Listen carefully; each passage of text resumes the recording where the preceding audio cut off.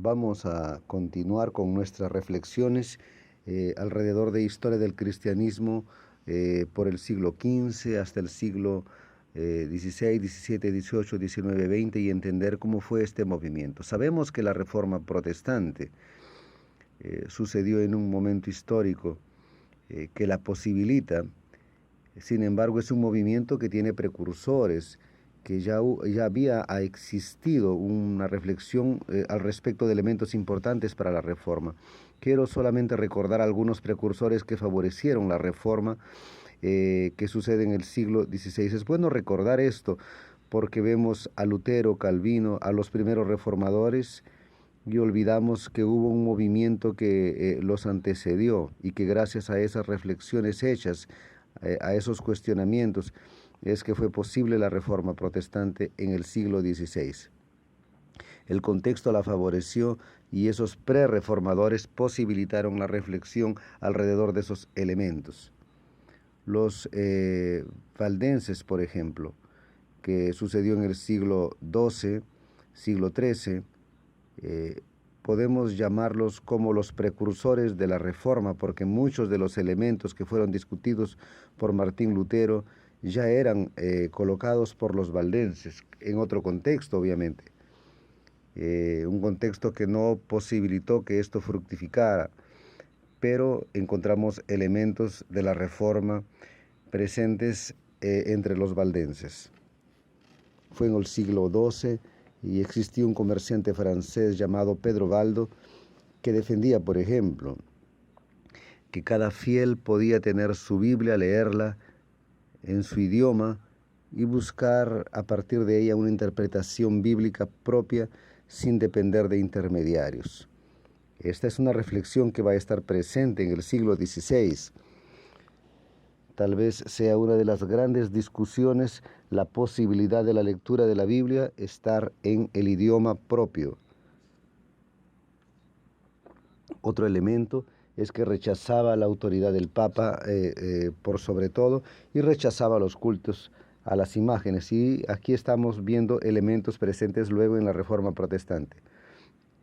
Fueron muy perseguidos por la Iglesia, fueron demonizados y existen varios elementos históricos que lo demuestran, que es la intención constante de la Iglesia de transformarlos entre el imaginario del pueblo, que eran brujos, demonios, y existen varios elementos que llevan a esto, varios íconos, varias imágenes existen sobre esto y referencias, como a ellos como brujos, que hacían rituales demoníacos, satánicos, siendo pues una intención de desmoralizarlos. Muchos fueron quemados por la Inquisición medieval en Francia, en Italia, exactamente por causa de, de esta demonización ante el pueblo. A pesar de todo, no claudicó de sus principios. Y es tan verdadero esto que el propio Papa Francisco ha pedido perdón a lo que fue hecho a los cristianos valdenses. He aquí un trecho de lo que fue dicho por el Papa. De parte de la Iglesia Católica pido perdón por los comportamientos no cristianos y no humanos que en la historia tuvimos contra ustedes. En nombre del Señor Jesucristo, perdónennos, declaró el Papa Francisco, asumiendo que lo que fue hecho, lo que fue realizado en aquel contexto, en aquel momento, además de no ser cristiano, el Papa dice que puede que sea también no humano. John Wycliffe fue otro reformador del siglo XIV que falleció en 1384, pero su influencia, a pesar de que él falleció y murió martirizado, su influencia permaneció tan grande que fue necesario que un concilio llamado de Constancia, que sucede en 1414, fuera excomulgado y sus obras prohibidas. Tal era la fuerza que tenían sus ideas y sus teorías, principalmente en lo referente al ataque a la riqueza y al poder del clero, y a la riqueza ya con eso se percibe la crisis de la Iglesia en el siglo XIV, siglo XV, y que tuvo como uno de sus grandes seguidores otro reformador, otro pre-reformador, o John Hus o Juan Hus, que luego vamos a ver. La influencia de Wycliffe permanece en John Hus.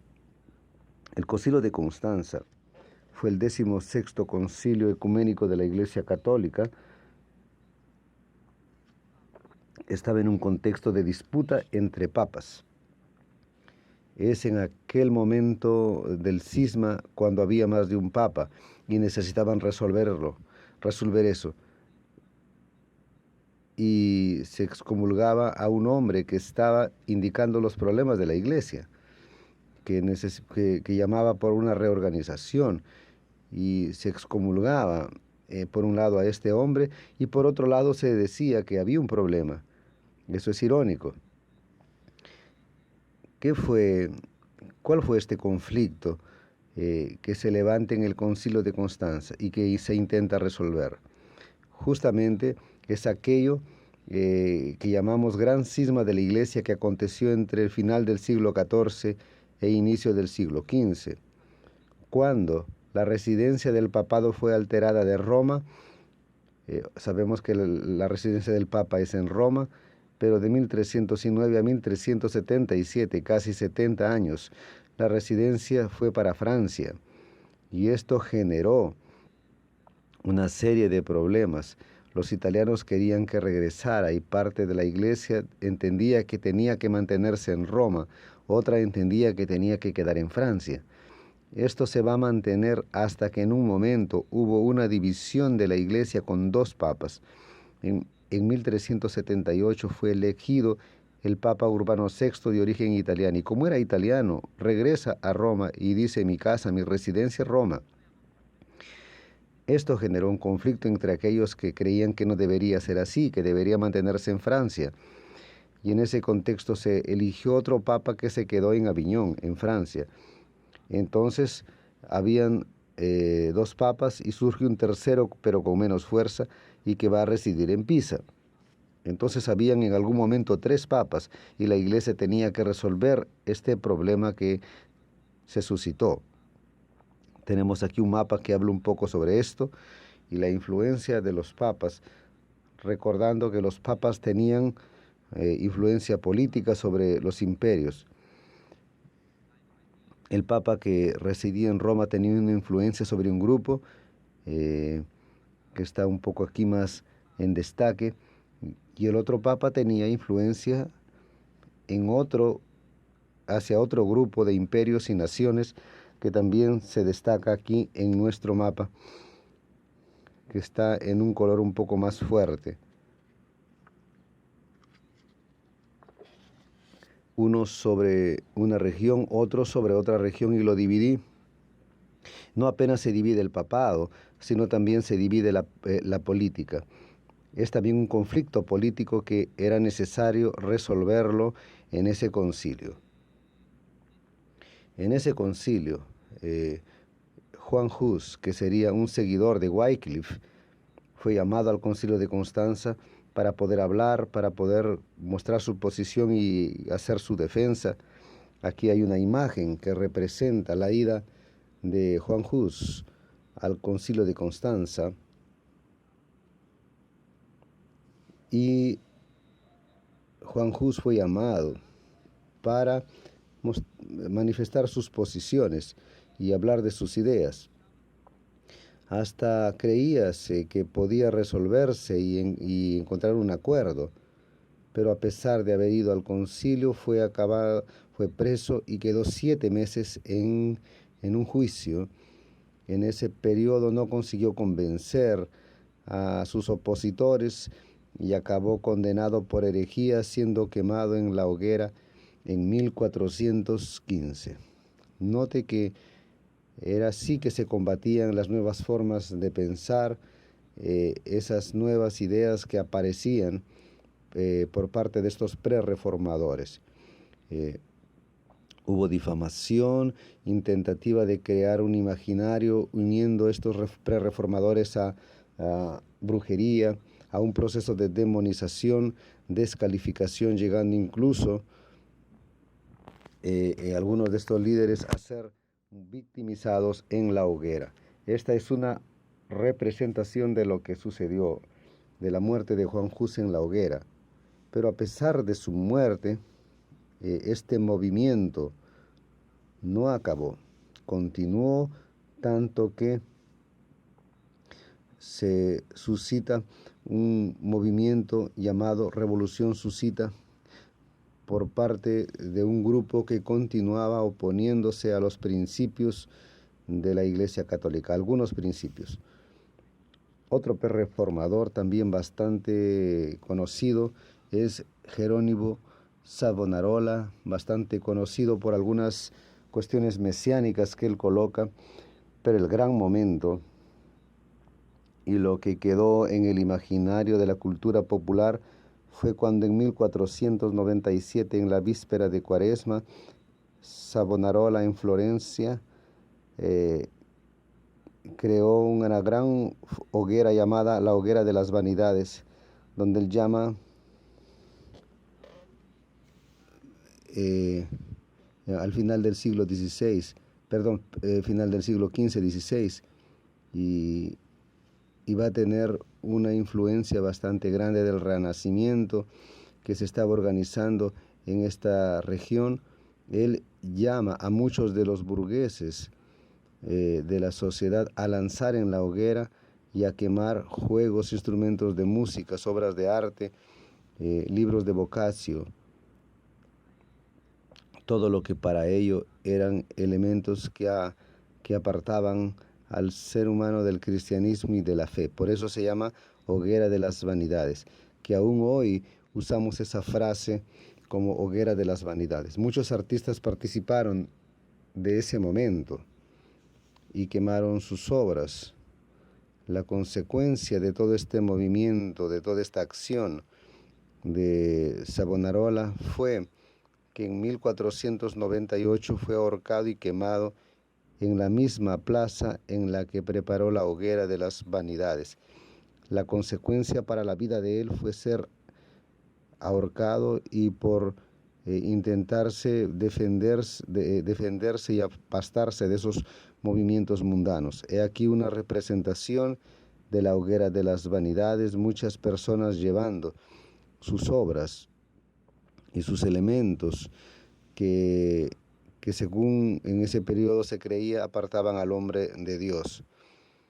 Aquí ya tenemos una representación de la ejecución de Savonarola en la hoguera, una representación que nos remite a esto. Recordando que él está en Florencia. Florencia era una región bastante próspera, donde el Renacimiento adquiría fuerza. Era la capital de la Toscana, una región de Italia. Recordando que los estados nacionales, las regiones se están organizando y todo eso está sucediendo en aquel contexto del humanismo y del renacimiento, que también se está intentando llamar a las personas a focalizarse más en Cristo y en Dios, y que hay cosas que nos apartan y nos alejan y nos dejan más cerca del hombre y distantes de Dios. Esto se está hablando.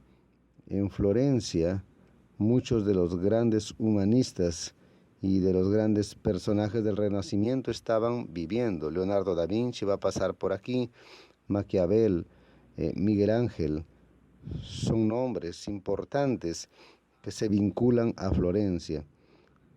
Quiero mostrar aquí a Maquiavel o Maquiavelo, que es un personaje importante que está pensando en el Renacimiento, más también en la filosofía política, y que va a traer elementos importantes para la organización del Estado y del imperio, focalizado más en la cuestión del Estado, y va a estar mucho más próximo a la forma de pensar de los jesuitas, de la Iglesia Católica.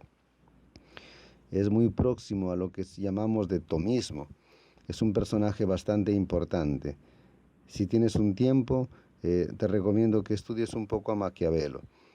La idea aquí fue hablar un poco de los prerreformadores para entender que la reforma no sucedió en el vacío, sino que tuvo un papel importante por parte de estos personajes y grupos de personas, que si bien en ese momento no fue posible avanzar por causa del contexto que no era propicio, pero en el siglo XVI se encuentra un nuevo ambiente que posibilita el avance de la reforma, y muchos de los deseos de estos pre-reformadores van a encontrar terreno fértil en el siglo XVI.